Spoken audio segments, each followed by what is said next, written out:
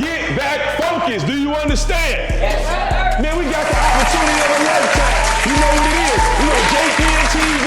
We turned up, we live. All right, so like I've said, I've been covering you guys for quite some time now, since October. One thing that I've noticed as a fan of yours is that your dad happens to be one of the coaches on the team. I believe he's the offensive coordinator, is that right? All right, so I got a question. How do you feel, like what are the pros and the cons of having your dad be there every day, every part of the way, especially as your offensive coordinator? Let's start with the pros. What do you take good from having your dad around?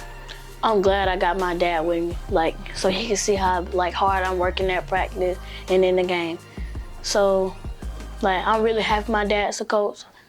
Like, and sometimes, like, I can be pressured because, like, just say I mess up and he, like, correct me and stuff like that. I might get down on myself and, like, things in that nature. But still, I'm glad I have my dad, like, my father in the game with me. Like, he's still on the sideline as a coach. Like, he talking to me, like, when I'm down, talking to me, helping me, like, building me back up. So that's why I'm glad I have my dad with me now. Okay, cool man, cool man. Which coach would you say has the biggest impact outside of your father that can really reach you and understand you and knows how to push your buttons in a way that your dad maybe can't because he's your dad sometimes? Coach Q. Coach Q? Tell me a little bit about Coach Q. I heard a lot about him. Coach Q, like, he, like, every time, like, I wouldn't say that, like, it's a favorite thing, but, like, he was like, I always gonna have 6 back, like, 6 my guy. Like, he always say that, so that's why I had said, like, when you was, like, outside of my dad, that's why I said Coach Q. Because, like, he know when I'm down, he know when I'm up. So, like, when I'm down, he be like, come on, man. He be like, come on, man, what you doing, and stuff like that. And, like, that's the same thing my dad might say. Gotcha. Yeah, that's cool. Yeah, because Coach Q, he's a pretty good guy, man. I like him. You're playing quarterback. Is that your position of choice, or how did you play quarterback? How did that come about? I'll say like when we were first at 7U practice, like so like in every team I like, not every team I done played with, like every time like we the Bulldogs, like they see who can kick, they see who can throw.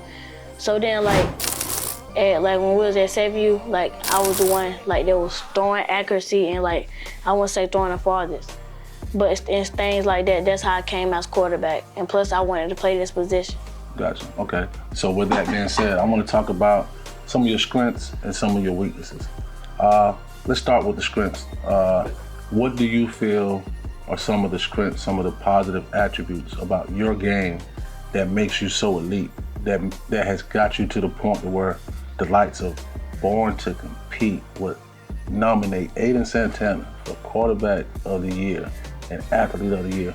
What do you think about your game made people recognize you like that? My speed, my agility, like my feet work and stuff like that, my wind, my stamina, and I say strengths fourth, acceleration, and breaking tackles and things like that. Okay, cool. So that's a lot of good strengths, and I can back that up. I've seen you do it time and time again. With that being said, I want to ask you, what do you feel like is one or more of your weaknesses? What are some areas of your game that you feel you need to work on so you can continue to grow, continue to get to that next level? I really wouldn't say I have weaknesses, but the things I really need to work on is my passing accuracy. Like, I throw dimes, I throw dots, but like my accuracy need to get there, like on short passes, on quick outs, quick slants and stuff like that. So I really say that I need to work on my accuracy. Gotcha, okay, working on that accuracy. I think that's a pretty good assessment of yourself. So now that leads me to another question. So what NFL quarterback that's playing right now that makes you want to play quarterback, or that you mold your game around mostly? Like when you look at them play on Sunday, you're like, man, I need to be more like that, or man. Patty Mahomes. Pat Mahomes? So tell me some of the things about Mahomes that you feel like correlates with who you are and how you play the quarterback position. He back in the Super Bowl. Like when, just say he getting sacked. Next thing you know, he just good. He as good as like he falling to the ground, all he do is just do like this and just throw the ball like it's gonna be a completion. Yes, and that might score the touchdown. So you like that style of, you feel like you got that ability to just make a play out of nothing sometimes. I must agree again, because I mean, I got a lot of footage on that, so I've seen you do it over and over again, so I have to agree with that. My next question for you is, all right, so your Instagram is 6 on go. Your jersey number is 6. I see you got the bezel with 6. What is so special about 6? It seems like 6 is more than just a number on your jersey. Can you explain to both myself and the world right now, what does that mean to you? So 6 means a lot because that's the day my mom came into the earth and that's the day she exited. So, and on go part is like I'm on go in classroom, like I'm on go with everything on the football field, like off the football field, like on everything. So that's like the part of 6 on go and 6. That's why I wear 6, that's why I rep 6, and that's why I have like everything, my chain, my jersey, and stuff like that, 6. 6, okay, cool. So man, first of all, I want to say sorry about, the loss of your mother. But I have to say this, man.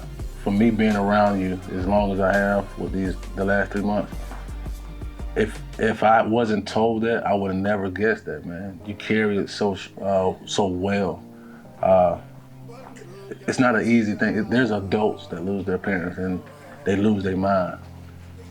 But for you to be a young kid like yourself and be able to take a loss like that and continue to thrive throughout your life, continue to get better and better and better, man, I think that's the biggest accomplishment than anything right here. But you wanna know one thing?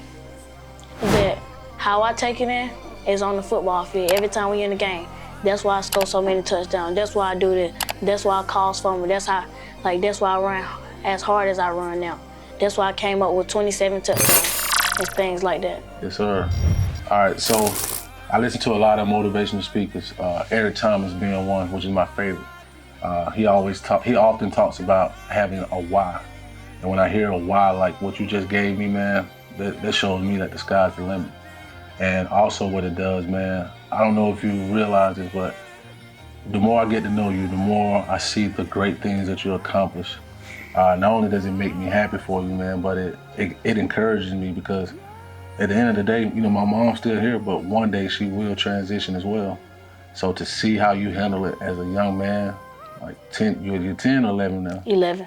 11. And you were, how old were you when your mom passed? 5. So you've been, going on 6 years. Look at that, 6 again. It's been 6 years since your mom passed. And you're moving strong, man, as a young man. So I applaud you for that.